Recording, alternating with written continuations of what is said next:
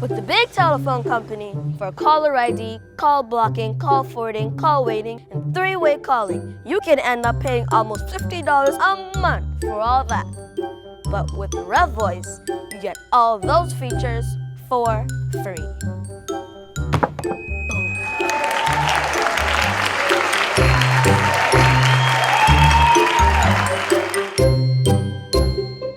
After being on the run for 2 weeks, convicted murderer Omar Leon has been captured and sentenced.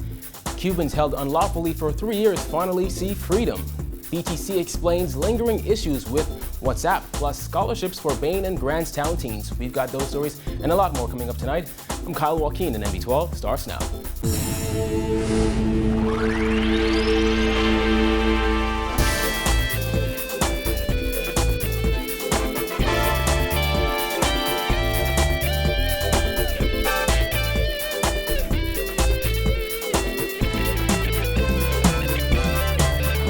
Topping news tonight, after 2 weeks and 1 day of being on the run, convicted murderer Omar Leon was captured by police last night, ending a massive police manhunt that was launched after his escape from a police bus. Leon, whose disappearance sparked widespread concern and fear among residents and who was described by police as extremely dangerous, was formally sentenced today to more than 40 years in prison for murder. He was also sentenced to 2 years for escaping lawful custody. A woman was also charged alongside Leon for allegedly harboring him. Dana Smith has the details.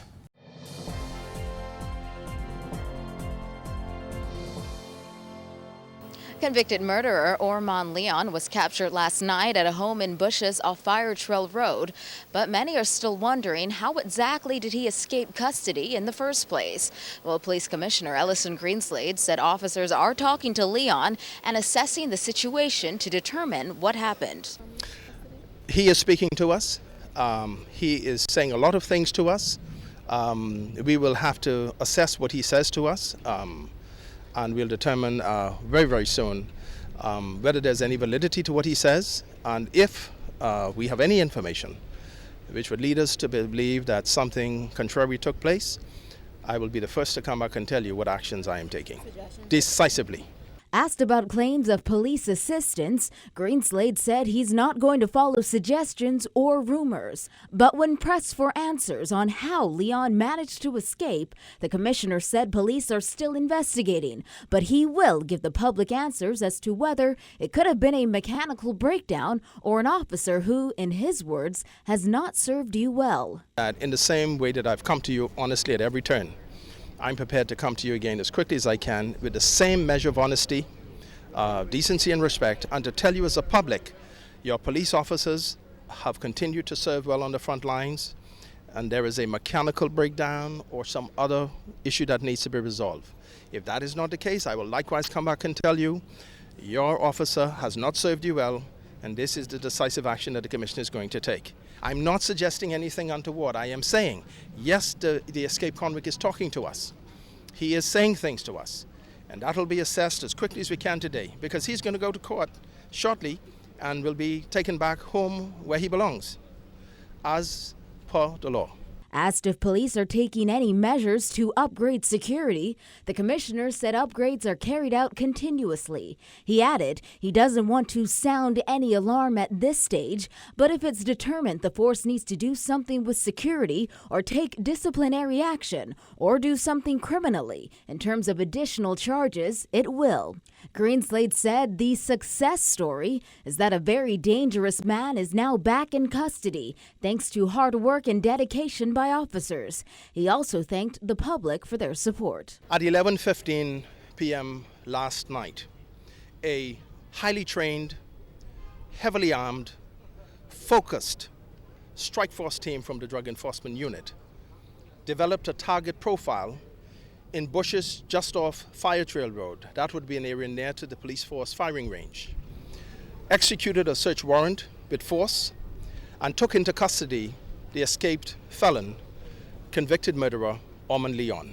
Leon was found in the home with a woman, and he was taken without resistance and was found with no weapons. And just 12 hours after his capture, Leon was taken to court.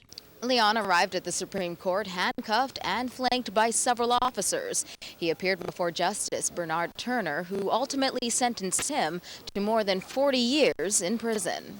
The defense claimed Leon is in need of medical attention because he was beaten by officers. Leon was convicted back in November 2015 for the July 2011 murder of Francisco Hanna. Prosecution charged that Leon was the driver of a car that followed the victim before an accomplice, who was later acquitted, got out and shot Hanna. Leon has maintained his innocence. Justice Turner said Leon's escape speaks to his apparent unwillingness to remain in custody, and also noted it caused some anxiety in society. And although he wasn't the triggerman, Turner said those who willingly participate in a murder, no matter how small that participation, must understand that conduct is unacceptable. He said Bahamian society continues to come to grips with unprecedented violence, and he also took note of the execution-style murder of Hanna. Turner said the appropriate sentence would be 45 years, but he took into consideration the 3 years and 6 months Leon has already spent in custody and the 2 weeks and 1 day Leon spent out of custody. He sentenced Leon to 41 years, 6 months, 2 weeks, and 1 day at the Bahamas Department of Corrections. But that wasn't the end of Leon's day in court. Leon appeared in the magistrate's court where he pleaded guilty to escaping lawful custody.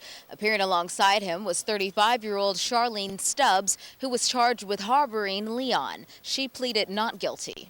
Leon was represented by attorney Stanley Roll, who told the court Leon, a young father of 2, is remorseful and capable of rehabilitation. Well, Chief Magistrate Joyanne Ferguson Pratt noted the maximum sentence for escape is 2 years, but had the court been empowered to give a greater sentence, she would do so, as this is the type of matter that would warrant it. She said the entire island of New Providence was in fear, and she, just like every other member of the public, had reasonable apprehension because a prisoner had escaped custody. She dubbed Leon's escape brazen and unacceptable and castigated Leon for bringing the whole process into disrepute. She said appeals for Leon to surrender fell on deaf ears, and she does not take the matter lightly. She sentenced Leon to the maximum sentence. As for Stubbs, it is alleged that she aided in the concealment of Leon with the purpose of enabling him to avoid lawful arrest. She was denied bail and will return to court in March for trial. Reporting for NB12, I'm Dana Smith. Well, Assistant Commissioner of Police Leon Bethel went to the Department of Corrections himself to talk to the head of the prison.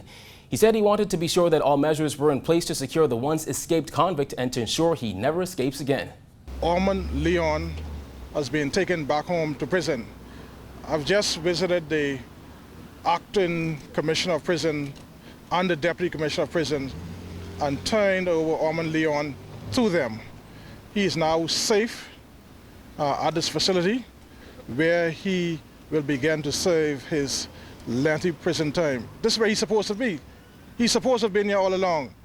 And we have done our job by turning him over to make sure that he is no longer a threat to the Bahamian people. Bethel told reporters just after Leon was taken to prison that although he didn't see the cell for himself that will house Leon, he's confident in the officers who will guard him for the next few decades. We have a lot of good professional people at this facility.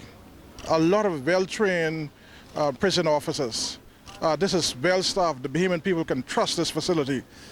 We just need to make sure that everyone who come in contact with these dangerous criminals, that we can say the same thing about them. After nearly 3 years of being unlawfully held at the Bahamas Department of Corrections, 2 Cubans at the heart of a scandal at the Carmichael Road Detention Center were freed today after an order from Senior Justice Stephen Isaacs. Simone Davis was in court this morning and has the details in this report. Just 4 months after Senior Justice Stephen Isaacs ordered the immediate release of Jamaican national Matthew Sewell after 9 years in prison, the same relief was granted to Cuban detainees Carlos Pupo and Lazaro Sierra Marin in a move that was unopposed by the Commissioner of Corrections. The men have been held in custody since March 2013, and in just 10 minutes in court today, they were set free. Attorney Fred Smith, who appeared on behalf of Carlos Pupo and Lazaro Sierra Marin, argued today that despite their imprisonment, the men have never appeared before court. Sierra was never brought to court in breach of the law, and Pupo was fined by a magistrate for illegal landing. Smith said Pupo paid his fine and then bought a plane ticket to return to Florida, where they both came from. But despite all of that, they remained in custody. The men were originally held at the Carmichael Road Detention Center, but according to police, were moved to the prison for safety reasons. Both men claim they were beaten by 5 Defense Force officers while in custody at the Carmichael Road Detention Center. Pupo appeared as a witness in the trial of the 5 officers accused of abusing a group of Cuban detainees and testified against the officers. Attorney Wayne Monroe represented the officers in the case and argued that the Marines used justifiable force on the group of migrants. During their testimony in the final submissions of the Cuban abuse hearing, 2 of the officers admitted to using a PVC pipe and pepper spray to subdue the men who attempted to escape the detention center. Attorney Franklin Williams, who appeared on behalf of the Commissioner of Corrections, Patrick Wright, did not oppose Smith's application for the men's freedom. Outside court, Smith said he was pleased that the men were released. I'm very happy that the Supreme Court has now made an order under habeas corpus for their release. They have been detained illegally for nearly 3 years. One gentleman was never fined for never charged with anything in the Bahamas. The other was fined, paid his fine, and yet stayed in prison.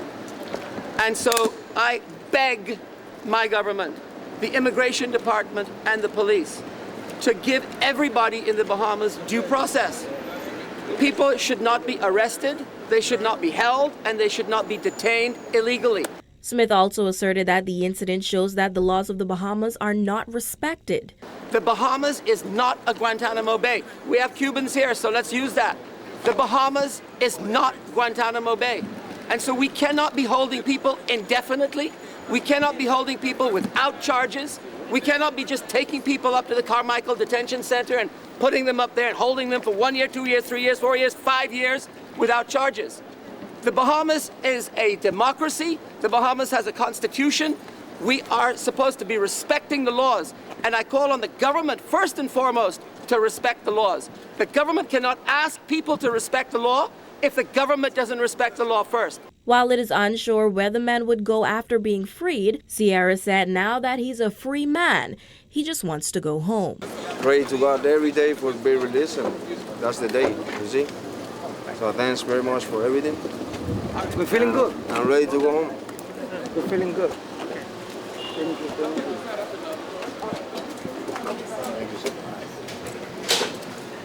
Reporting for NB12, I'm Simone Davis.